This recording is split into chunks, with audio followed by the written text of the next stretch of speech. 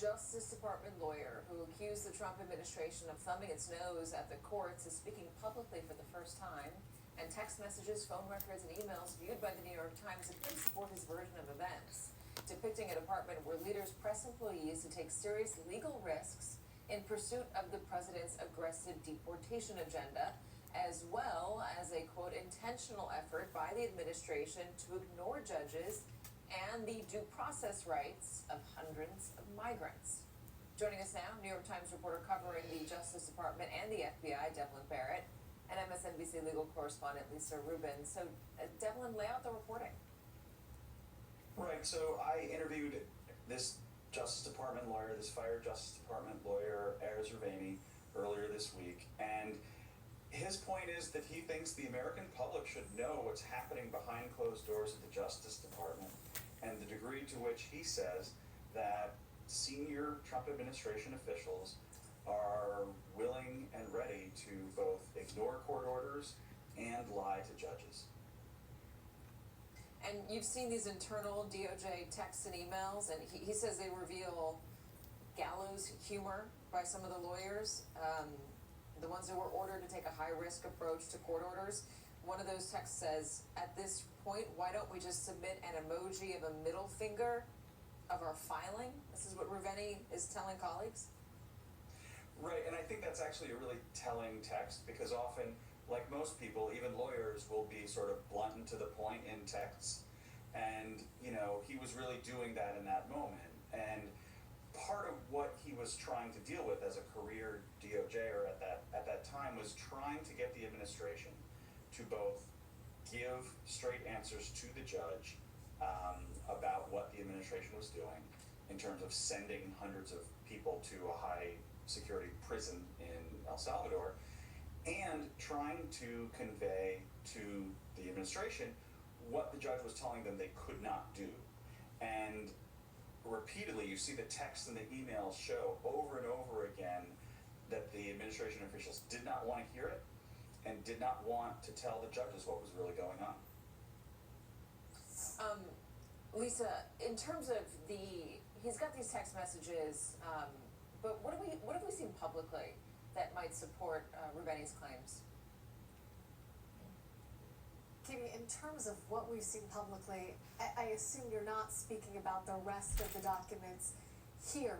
I mean, Raveni's claims are really hard to substantiate without these underlying documents, which is, I think, why they're now in the public domain. Obviously, his whistleblower report is 27 pages long, but the specificity of the account that he gives in that whistleblower report is based on not only the text that he exchanged with fellow DOJ lawyers, but email exchanges that he has among agencies, including the Department of Homeland Security and State.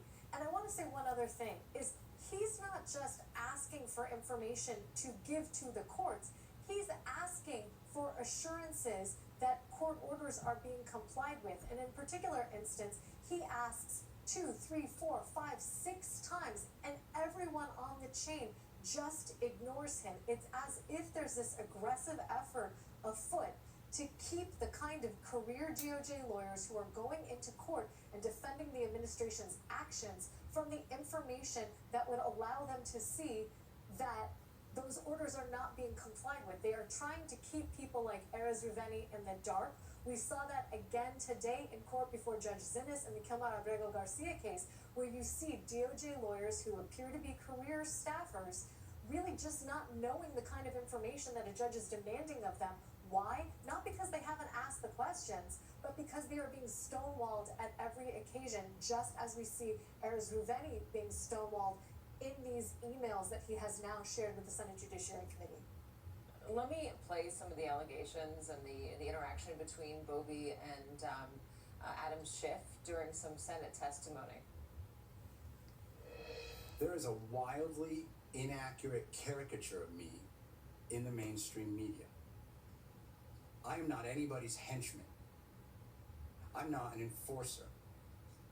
I'm a lawyer from a small town who never expected to be in an arena like this. I have never advised a Department of Justice attorney to violate a court order. In the complaint it says, Beauvais stated that DOJ would need to consider telling the courts you and ignoring any such court order. Did you say anything of that kind in the meeting? Senator, I have no recollection of saying anything of that kind. The F-bomb there is not really what stands out to you. It's rather an email that was sent. Explain. Yeah, so Katie, one of the emails in this trove of documents that Erez Ruveni has shared with the Senate Judiciary Committee and now has been shared with folks like me and Devlin is one that was sent by a guy at the Justice Department named Yaakov Roth, who is writing to only 3 other lawyers at the Department of Justice, all of whom are in the civil division or serve in immigration capacities. And he says this, I'm reading to you.